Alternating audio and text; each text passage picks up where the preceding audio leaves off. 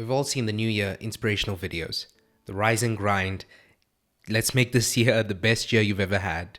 Let's wake up every morning at 4 a.m. and let's do this thing. Let's make this year different. But as a psychologist, for 2025, I'm going to ask you not to do that. For this year, I'm going to ask you not to grind.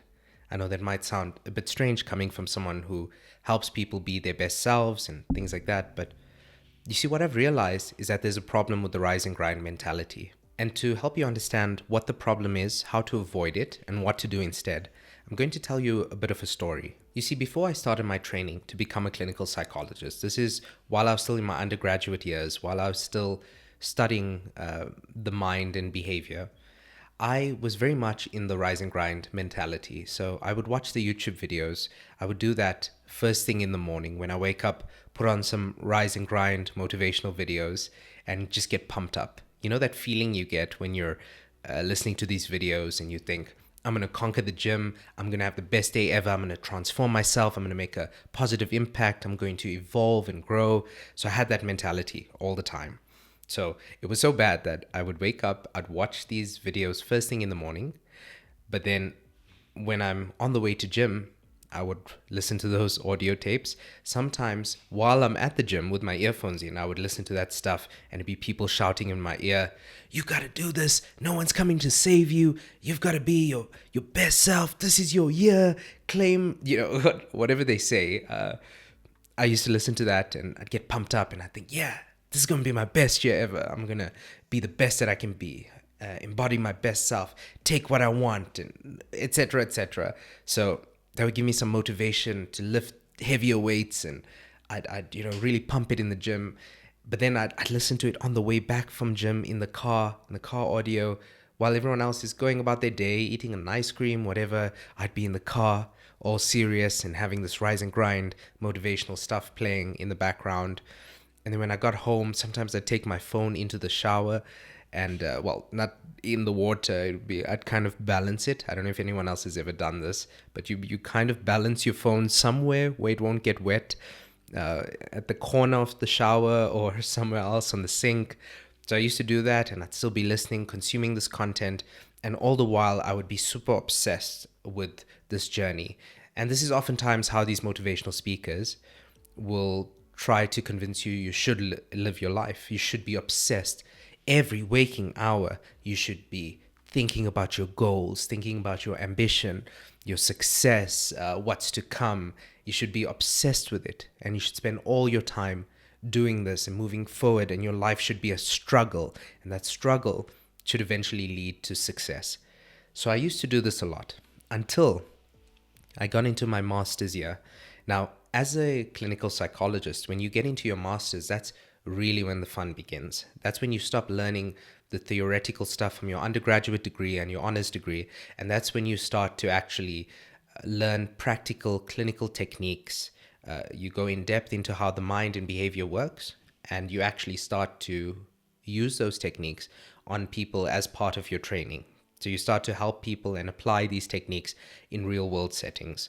So that's what I began to do. And as part of your master's training program, you have to be in psychotherapy yourself because you have to know what it's like on the other side of the couch. And this is where the trouble began for me, because initially I thought, you know what, I'm studying this stuff. I am, more motivated than my colleagues. I listen to this rise and grind stuff. They just study it. I live this stuff. I have a robust mind. I've been working on myself. I'm the rise and grind kind of guy. So I'm all good. So I don't really need this, but I'll go for it anyways because it's a part of the master's program and everyone else is doing it. So I'll just go, but I'm probably going to just hear what I've already learned for myself. And boy, was I wrong. Because when I got into therapy, I started to realize that a lot of my behaviors of striving for success, being obsessed with all of this stuff, a lot of that was coming from a space of deficit, from a space of not feeling that I was enough. A lot of my obsessiveness around achieving success and making money one day and being a better version of myself and looking good, a lot of that was coming from a place of not having felt that way. Growing up, I was kind of a chubby kid. And so I would sometimes hear things from friends, sometimes even from family members, and it kind of hurt back then. I remember as a kid, it made me quite sad, and there were many other things that made me feel that I might not be good enough. And in those early years, what I was learning about myself is that I am not fine the way I am, and I need to compensate for that. I need to create a version of myself that is so grandiose, that's so big, that's so amazing, that I'll finally put to rest that inner child who suffered so much. I want to put him to rest and not have to think about that, not have to feel the emotions related to that. And then one day, when I am that perfect version of myself, then I'll be able to be calm and accept myself and live in the moment. That's when I'll be able to start living life. And what I didn't realize was that the entire time that I was ignoring those feelings, that I was unaware of the fact that I was overcompensating for feeling deficit, all that time, all I was doing was reinforcing the idea that I am not enough, that I'm unacceptable, that I need to overcompensate. And because I was living in that way, because I was grinding, rising and grinding from a space of deficit, when I couldn't work on my ambitions, when I didn't have the opportunity, when I missed a gym session, when I wasn't making the progress in building strength and muscle and looking good and moving toward my financial goals, I would start to feel agitated. I'd feel frustrated. A bit of self-hatred would come up, a bit of annoyance. And what I also didn't realize was that I was losing time for connection. Where other people could say, you know what, I've done enough work for today, I'm going to go and relax with some friends.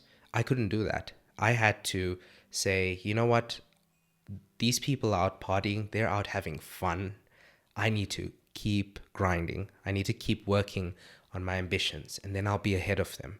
And it became competitive. If I'm being totally honest, it became competitive and comparative. So not only was I feeling, to be honest, insecure about myself, I was also judging others as a way to feel a bit more superior, as a way to gain some self-esteem points. Oh, I'm better. I'm better than them. They're having fun. Oh, look at them with all their social connection and recreational time and fun and joy. I'm out here. I'm in the struggle. My life is hard, but that hardship is going to eventually make me better than them. And none of my friends knew this. Maybe if they're watching this, they're like, oh, snap, Nevern, were you thinking that the entire time? To which I say, a bit ashamedly, yes, I was. I was thinking that. And I was thinking that one day I'll be in a better position and then I'll finally feel good about myself when I'm that perfect version. But then I got into therapy, and my therapist started to question this construct of what is perfect to begin with.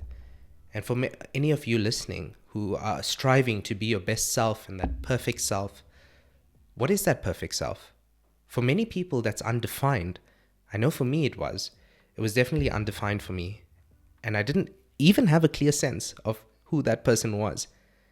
So my therapist would ask, how much money does a perfect version of yourself make? I'd say, I don't know. I never thought about it. Just a lot, a lot.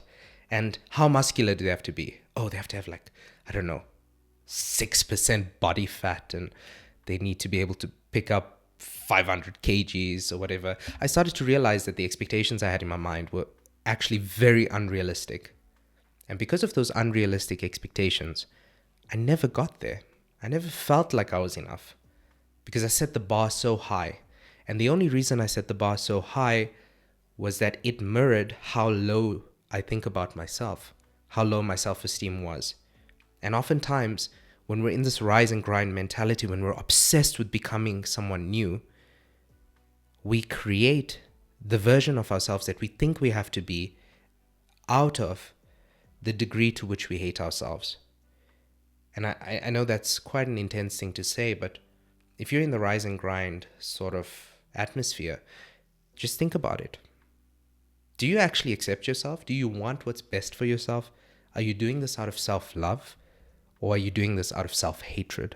And what I realized for myself was that I was doing it out of self-hatred.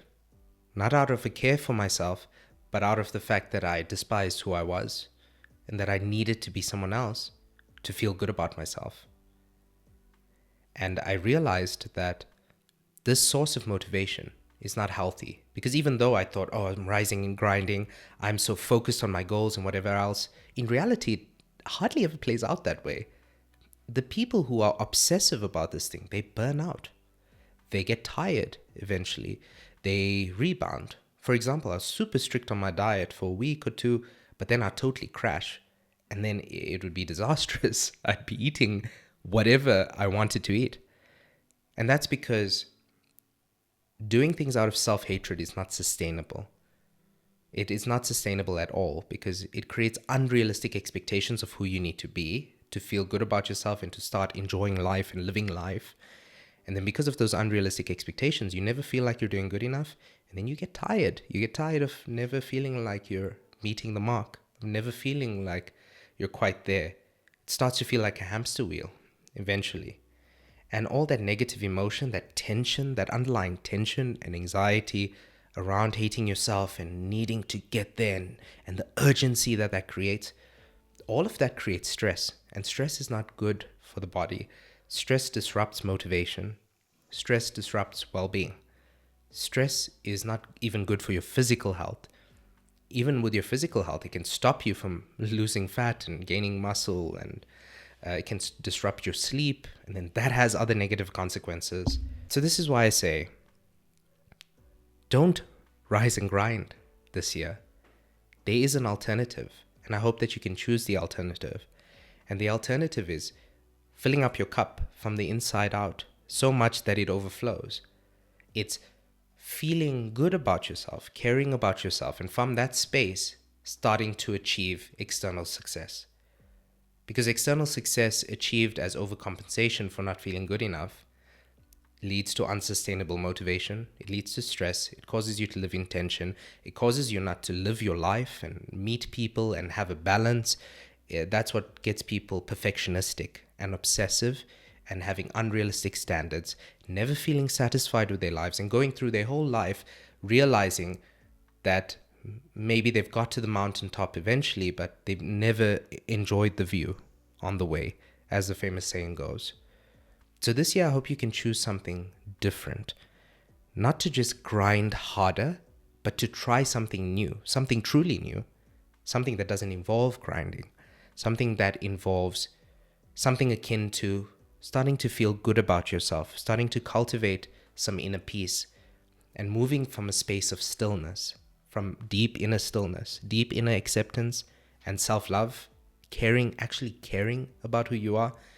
And then if you need to lose weight or gain muscle or improve your finances or improve your relationships, whatever it is, if you need to do that, actually doing it from a space of, I want this. Not I'm running away from my old self, but I'm so inspired to move toward this life that I want. And being able to breathe out, just, I want this for myself. I really want this. I have a core of peace and inner joy and stillness and acceptance and compassion. And from that space, I'm going to radiate that. And I'm going to allow that energy to seep into my life, into every domain. My health, because I love myself, I'm going to care about my health and my energy level. Because I love myself, I am going to take care of my relationships and be more connected and enjoy relationships. Because I love myself, I'm going to enjoy my life. And I'm going to do this in a way that is enjoyable and pleasant and not just a struggle. Your life doesn't have to be a struggle. You can change from a space of struggle and tension and anxiety, or you can change from a space of inspiration, excitement, and joy and peace. It doesn't have to be a struggle. It doesn't have to be a grind. Maybe for some people in very, very specific situations. But even the situations you think of, like that classic scene in the Rocky films where he's climbing up the steps and they're playing Eye of the Tiger, and he's doing the push-ups and stuff like that. I mean, that's just a short clip in the film. But your life doesn't have to be that. It will never be that. After Rocky climbs the stairs, I mean, he's got to do something else. He can't just climb the stairs for 24 hours. He can't just do push-ups for 24 hours. After that, it would totally be okay if he grabbed a smoothie with a friend, or if he watched something that he enjoys for a moment, or if he took a walk with a loved one, Rising and grinding does not have to become your whole personality. And in fact, when it does, the motivation is no longer sustainable. You totally deplete your willpower, because remember, willpower is a finite resource. And you miss out on life. And I think that's the most important. If you take anything away from this video, it's that your life is not just about achievement and success. It's also here to be enjoyed. And achievement and success is important because, the more money you have, the more you can take care of those around you, the better access you have to medical services if you need them. There are many reasons to have money and to have achievement and success and whatever else. That stuff is not bad. I'm just saying it's possible to align that with a life that is enjoyable, that's fulfilling, that's balanced. So I hope this 2025 you can choose not to grind and instead choose to create a life that is enjoyable and still moves you in the direction that you want to move. If you'd like help with that, if you'd like evidence-based tools from therapy for your own psychological transformation and ways to work on yourself without killing yourself, you can click on the link in the video description. I have an online course and an online membership that you can join. It's a great community of people who are trying to not only improve their lives, but the lives of others in the process, and also enjoy life in the process. If that's something you're interested in, you can click on the link in the video description. If not, wishing you all the best for 2025, and you'll see me here again on the therapy couch.